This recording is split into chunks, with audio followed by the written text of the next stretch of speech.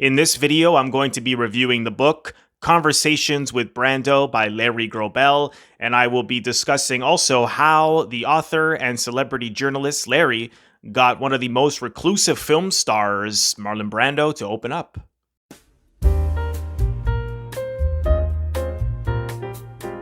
This review is part of the Classic Film Reading Challenge, which is hosted and created by Raquel Stetcher, where 6 books have to be read and reviewed by the middle of September, and this is my third of 6, and I chose, of course, Marlon Brando, one of my favorite actors. This fascinating book on Brando, which is an interview, a very in-depth interview he did in the late 1970s with celebrity journalist Larry Grobel, who I was also fortunate enough to interview myself on this podcast a couple of times.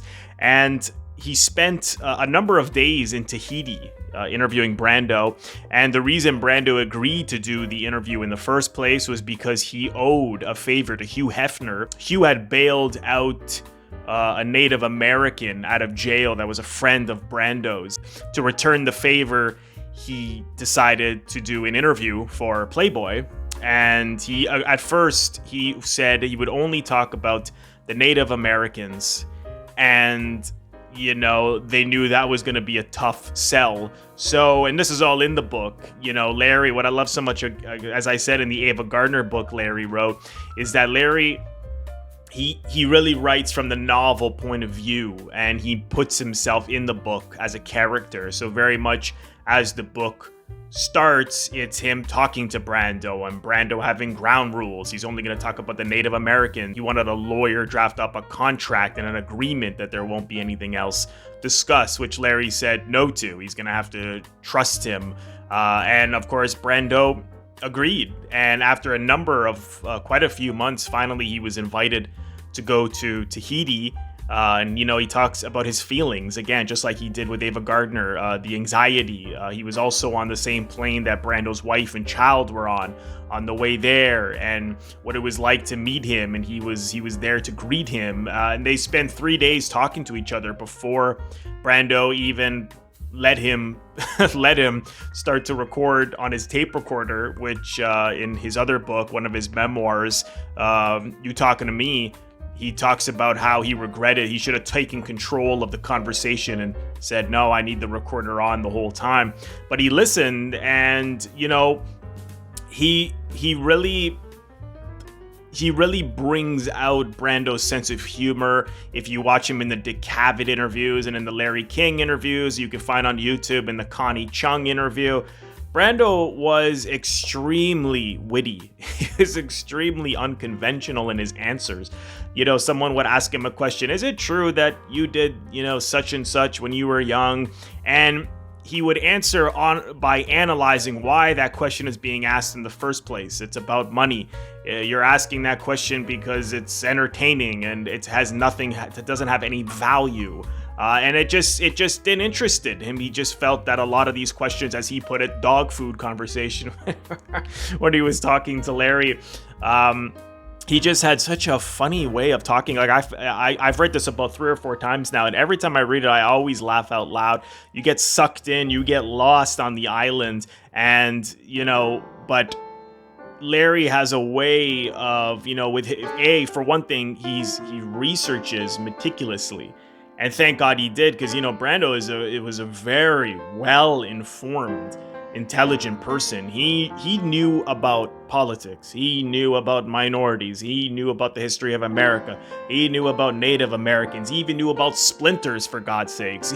He knew, as he said to Larry, there was nothing that didn't interest him. But what he didn't want to talk about was acting. What he didn't want to talk about was his personal life. What he didn't want to talk about was movies. And of course, here's a man who's so well renowned, of course, also civil rights. You know, he walked alongside Martin Luther King. He risked his life for many causes. Even in the island in Tahiti, they had a lot of scientific experiments, and the tourism was brought there. And he's a fascinating guy. He had a rough childhood. He had an abusive father. Both his mother and father were alcoholics, and one of his sister was an alcoholic, and he had a rough upbringing. So Larry knew that people want to hear about him. They want him to talk about The Godfather. They want him to talk about his movies and acting and his life and stuff. He could talk about probably anything, but that's what he didn't want to talk about. And I respect that. I think it's, he says in the book that he doesn't understand why some people just bare their souls in interviews, why actors just open up. He just didn't see it as having any value. And I can respect that. I mean, I don't necessarily think it doesn't have value to hear people's stories, but Brando just felt that value was more in the problems of the day, the Native Americans' rights, rights for children, children starving in other countries. And he was also working closely with UNICEF and so many things, so many causes. He thought that these are the conversations we should be having, not people sitting around kicking their feet up, drinking a little beer and getting a chuckle of the day and going on about their day. He just didn't see the value in that. So, but he also, and both him and Larry mutually agree in the book that, in order for people to read about the Native Americans, about the indigenous people in America, and what's been taken away from them and what they want, you're gonna have to tell some stories so that if it's you talking about Marilyn Monroe for a couple of pages, then maybe they'll read on and talk more about the indigenous, the Native Americans in the problems in America. And so, the book is written that it seems so seamless. When he starts to talk about movies, Brando goes there. Even early in the book, he's talking to his assistant, and he says, once you get him going, sometimes he can't stop. He was really loved to converse if he liked the other person. She talks about his competitiveness, his need to be right. Different aspects of his personality that probably people really didn't know in the other books, in interviews that had been written on Brando.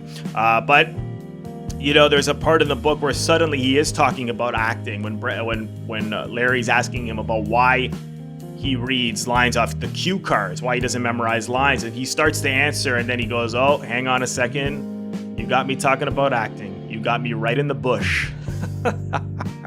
Which is a line I love.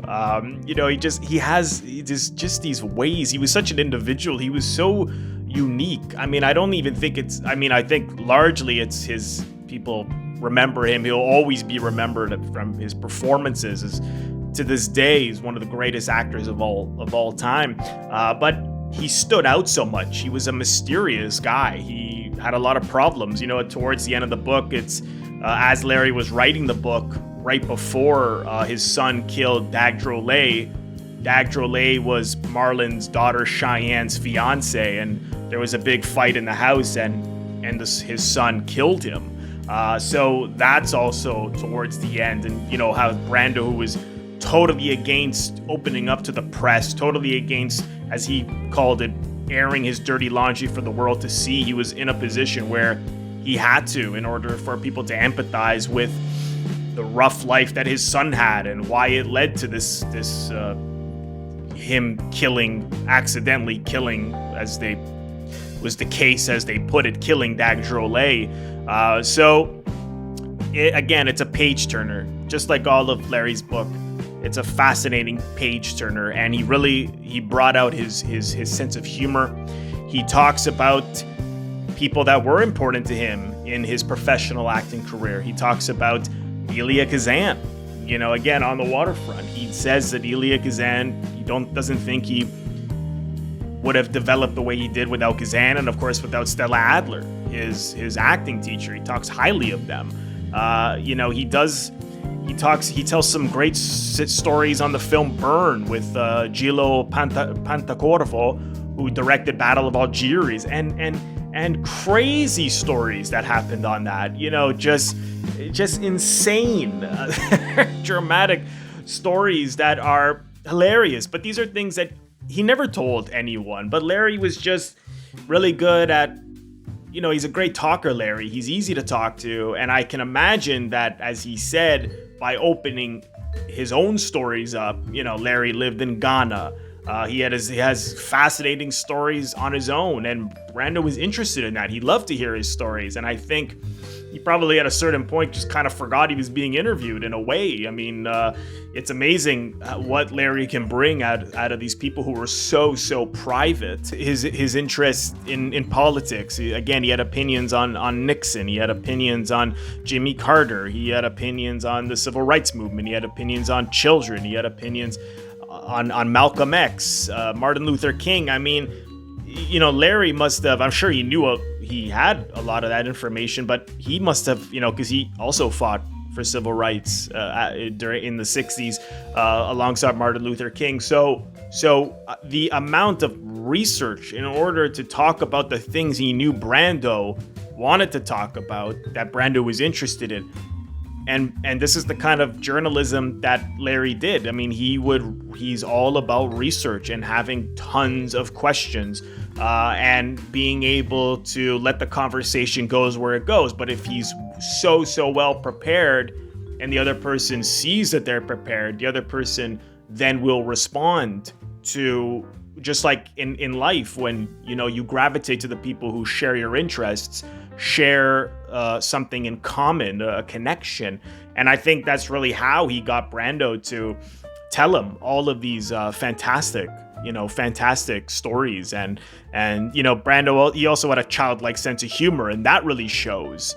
Johnny Depp years later would talk about that when he was working with Brando, how they both had like a 5-year-old sense of humor, jokes and stuff like that. But, he talks about, he even says certain movies he liked, Julia with Vanessa Redgrave and Jane Fonda, how he loved Laurel and Hardy, how much they made him laugh.